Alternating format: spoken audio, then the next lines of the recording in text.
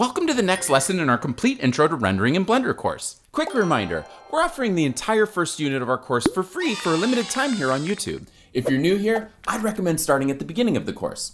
I've added a link in the description. All right, go ahead and open up Blender and let's jump right in. In the previous lesson, we talked about what we mean by rendering in Blender, and that's to take a 2D image of this three-dimensional space. And we also talked about how we're going to use a method called the photographer method, which involves a 6-step checklist that we'll use for all of our renderings. Now, in this lesson, we'll talk about the first step in that checklist, which is creating a render-ready Blender model. Now, what do we mean by render-ready? Well, there are a few things that we can take into consideration while we're creating our Blender model so that we prepare it for the rendering process. Now again, thinking like a professional photographer, in the real world, they might come to a project, and whether they're taking a photo of a person, a place, or a thing, they might compose that person or place or set of objects together into something that will look nice for their final photo. Similarly, you're going to compose your 3D model so that it would be something nice to take a picture of. Now, there are some good rules of thumb when it comes to creating a render-ready model in Blender. And while we'll dive into way more details in a future set of lessons, I do want to cover a few high-level things here. Now, for the sake of time, rather than us creating a big, complicated render-ready model, we're going to do something really simple to highlight how this works. Hey everyone, we're doing something a little unconventional here, and for a limited time, we're giving you access to the entire first unit of one of our paid courses for free right here on YouTube, and this lesson is a part of it. Blender is a beast of a program to learn, but with the right approach, it doesn't have to be. That's why we created Blender Academy, to help people build the Blender skills they need and then go out and get the jobs they want. We hope you find these lessons to be a good investment of your time. If you do, and you're serious about learning Blender, head over to our website and continue learning with us. Thanks for watching, make sure to like and subscribe, and now, back to the lesson. So first, go ahead and click once on the cube to select it, then press X on your keyboard, and press Enter or Return to confirm that you want to delete that cube. Now we're going to add another object here, and of course you could model things from scratch, you could import things, but again, to keep things simple for this example, we're going to use an existing mesh. So hold down the Shift key and press A for the Add menu. Then go down to where it says Mesh, hover over Mesh, and then in the flyout menu, come down to where it says Monkey and go ahead and click on Monkey. Now you can scroll in and orbit a bit so you can see that you have a very faceted looking monkey here. Now, of course, we could pretend that we modeled this ourselves or that we imported something in, but what would make this a render-ready model? First, let's go ahead and create a test rendering of what this would look like if we were calling this our final model. So remember to do that, go up to the Render menu option and pick Render Image. And we can see here, of course, that the camera angle and the lighting aren't quite right, but we also see that the model looks really faceted. So there are some things that we need to do here to make this a little bit more render ready. You can go ahead and close down the Blender Render window so that you're back into the regular 3D space. Now, the first thing that goes into making a model render ready is the level of detail. Now, right now, if I orbit around a bit, you can see that we have these polygons that are making up this larger surface that represents the monkey. And it's really faceted looking, so you could say that this has a very low level of detail. And as we saw in our test render, a low level of detail is going to come through in that rendering where things will look faceted and maybe not very nice. So one of the first things to consider about level of detail is adding enough of that detail so that you get things looking nice for the final rendering. So one thing we could do here, and this is something we covered in a previous lesson about modifiers during our Complete Intro to Blender series, is that you can add the subsurface modifier. So with this monkey selected, click once on it if it's not already selected. Over on the right-hand side, you'll notice this little wrench icon for modifiers. Go ahead and click on it. And you'll see that there are no modifiers here. So go ahead and click on the Add Modifier button. Now you can search for the modifier you're looking for, or you can hover over any of these submenus to come up with a list of different types of modifiers by category. In our case, we want to hover over the Generate and then come out to the left and come down to where it says Subdivision Surface and go ahead and click on it. Now, once you add the subdivision surface modifier, you notice that the number of polygons increases. So now they're smaller, and this looks just a little bit more smooth. Over on the right-hand side, we see that there's a levels for the viewport and then for the rendering. The viewport is what we're looking at, and the render is what we will be looking at when we click to render the final image. Just to make sure the two match up, let's go ahead and set the viewport levels to 2. So you can hover over the right arrow there and click once and notch that up to 2. And you'll notice that now we have even more polygons representing this surface, which smooths it out just a bit more. So right there, we've made the level of detail a little nicer. We've increased the number of polygons, which will make the model more complex. And if we had had millions of these in the model, we'd have to consider how much more this would increase our rendering times. And we'll get into that in a future lesson. But since we have just one monkey head, I would say that increasing the level of detail is going to make the quality of this nicer without affecting rendering times that much in the grand scheme. Okay, so let's go ahead and create another test render. So go up to your top menu, pick Render, and then click Render Image.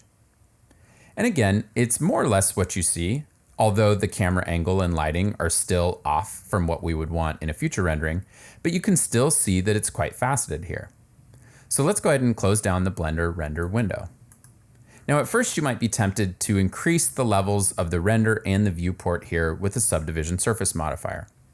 But there's another element that goes into creating a render ready model, which is to tell the surfaces how they should be shaded. So go ahead and right click on this monkey head and pick the option for Shade Smooth.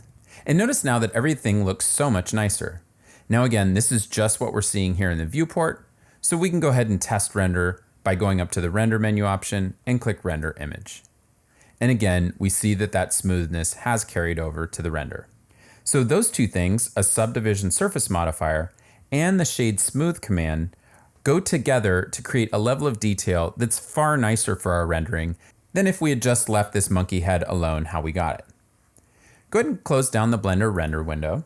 And let's talk about a second thing that comes into play when we're talking about creating render ready models, and that's going to be how you create the meshes so that you set them up for adding materials later. Now, materials is a totally different topic that we'll cover in a future lesson, but I do want to point out if you press the Tab key on your keyboard, that will get you into edit mode. And in edit mode, we'll see that even though we have the subdivision surface modifier applied, underneath the hood, we still have those larger polygons that create the mesh that we're looking at. And how those polygons are set up is going to determine how we can paint this later or add materials to it later so we can make it look a little bit more like a monkey. So for example, if you zoom in towards the eye area, we see that we have these different triangle polygons here that represent this eye shape. This lets us know that later we could paint each one of these polygons, for example, with black, and that would allow us to paint this whole area black. If you create something with polygons that aren't really lined up with how you're going to want to add materials later, it won't be as render ready as you would like. So I'm just pointing this out for now. We'll cover this in a future lesson when we get to adding materials to our monkey.